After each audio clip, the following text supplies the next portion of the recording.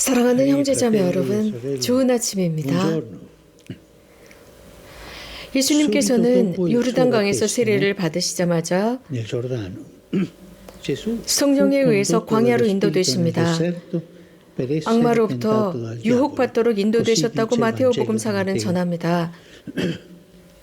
하지만 이러한 출발은 사탄이 시작한 것이 아니라 하나님께서 시작하셨습니다. 광야로 가시면서 예수님은 성령의 영감에 순명하시면서 이 원수의 함정에 빠지지 않으셨습니다. 이러한 시험을 넘어섰을 때 갈릴레아로 돌아오셨을 때는 성령의 힘을 지니고 돌아오셨다고 복음사가는 전합니다. 예수님은 광야에서 사탄으로부터 해방되셨습니다. 그래서 사탄으로부터 해방시킬 수 있습니다. 사탄으로부터 해방되었기 때문에 사탄으로부터 해방시킬 수 있습니다. 그래서 복음사가들은 이렇게 말합니다. 다양한 이러한 악령의 시달림으로부터 사람들을 해방시킨 모습을 전하고 있습니다. 예수님은 당신의 적대자들에게 이렇게 말씀하십니다. 내가 하느님의 성령으로 악령들을 쫓아낸다면 너희들에게 하느님의 나라가 온 것이다. 예수님은 하느님의 나라를 선포하시면서 악령들을 쫓아내십니다. 그런데 현대 우리는 아주 이상한 현상을 마주하고 있습니다. 사탄에 관한 것입니다. 어떤 문화적인 차원에서 사탄은 존재하지 않는다라고 주장합니다. 그래서 사탄이라고 하는 개념은 그저 무의식의 어떤 심볼이고 집단 무의식이고 집단 환각이고 그래서 어떤 추상적인 거다라고 합니다. 하지만 이 사탄의 가장 교활한 방법은 자신이 존재하지 않는 것처럼 행세하는 것입니다. 그래서 누군가가 기록한 것처럼 행동합니다. 그래서 자신이 존재하지 않는 것처럼 우리들이 믿게 만드는 게 그의 교활함입니다. 그러면서 모든 것을 지배합니다. 교활합니다. 뿐만 아니라 우리가 살고 있는 세상은 테크놀로직하고 세속화되어 있는 세상이면서도 엄청나게 많은 무당과 오컬트와 강령술과 점성술과 부적을 팔아먹고 여러 다양한 행운을 주는 물건들을 팔고 그리고 진짜 사탄주의들이 있습니다.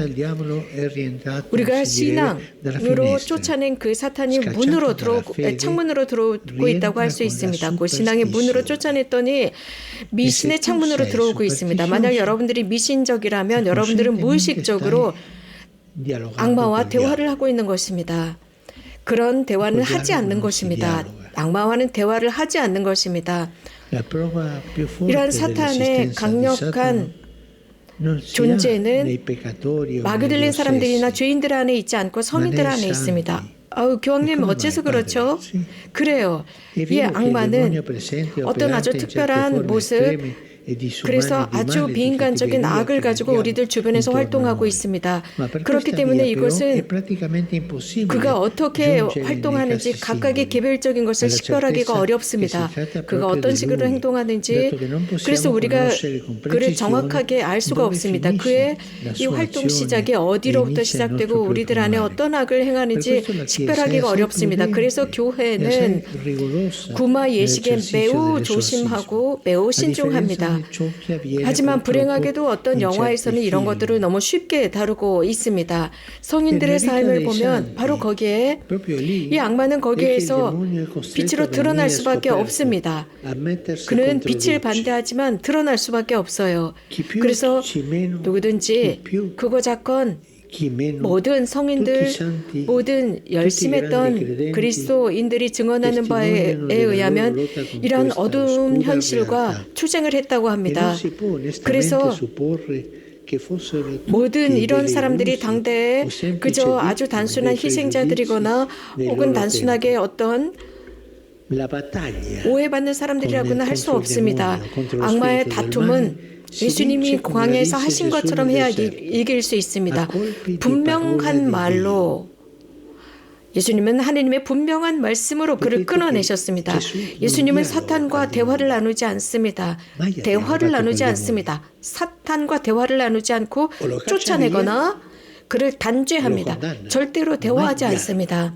광야에서 예수님께서는 하느님의 말씀으로 NO라고 쫓아내십니다. 형제자매 여러분, 절대로 마귀와 대화를 하는 것이 아닙니다. 유혹이 왔을 때 그래 이것도 필요하고 저것도 좋고 이것도 있으면 좋겠어가 아닙니다. 자, 멈추십시오.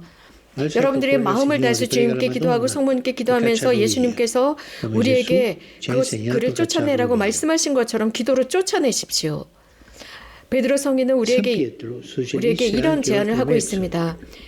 물론 예수님께서는 그런 것이 필요하지 않았지만 우리에게는 필요합니다. 곧 경계입니다. 깨어있으라고 했습니다. 그러시면서 그 사탄은 돌아다니는 먹이를 찾아서 돌아다니는 으르렁거리는 사자처럼 먹이를 찾아다니고 있다고 했습니다. 그래서 절대로 사탄에게 기회를 주지 말라고 베드로 성인께서는 말씀하십니다. 예수님은 십자가에서 이 마귀를 이기셨습니다. 이 세상의 지배자를 이기셨습니다.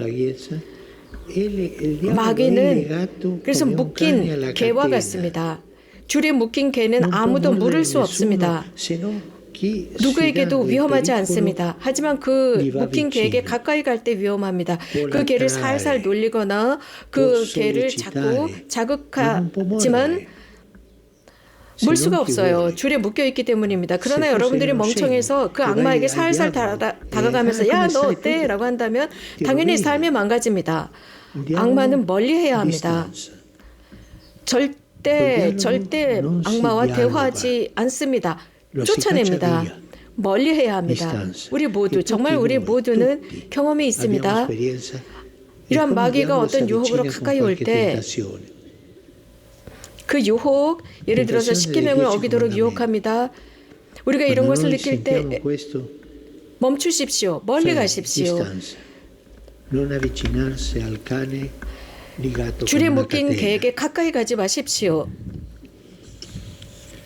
현대의 기술 예를 들겠습니다. 현대에는 여러 다양한 긍정적인 많은 자원들이 있습니다.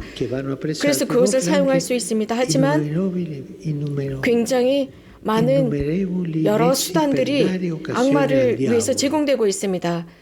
그래서 자주 거기에 빠져들게 되죠. 예를 들어서 포르노를 볼까요? 인터넷 포르노를 보겠습니다. 그 인터넷 포르노 뒤에는 엄청난 비즈니스가 있습니다. 엄청난 돈벌이가 있어요. 우리 모두가 알고 있습니다. 악마가 그 뒤에서 일하고 있어요. 이러한 현상은 굉장히 확산되었습니다. 그래서 그리스도인들은 잘 경계해야 합니다. 그래서 굳건하게 이것을 거부해야 합니다. 우리가 어떤 핸드폰을 들더라도 이런 핸드폰을 들여다보면 이러한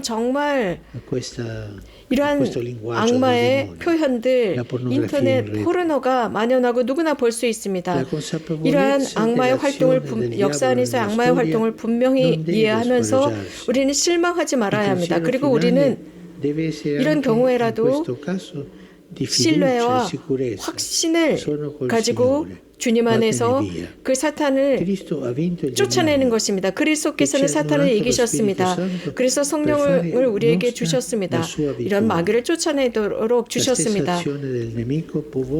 그래서 이러한 원수는 우리들이 가진 그러한 좋은 것을 빼앗아갈 수 없습니다. 하느님께서는 우리들의 정화를 위해서 이런 것들을 주셨습니다. 그래서 청합시다. 성령께 청합시다. 성령 송가 오소서 성령님이라고 기도하면서 원수를 물리쳐 주시고 우리에게 어서 평화를 주소서 저희를 이끌어 주소서라고 기도할 때 모든 악을 물리칠 수 있을 것입니다. 여러분들 조심하십시오.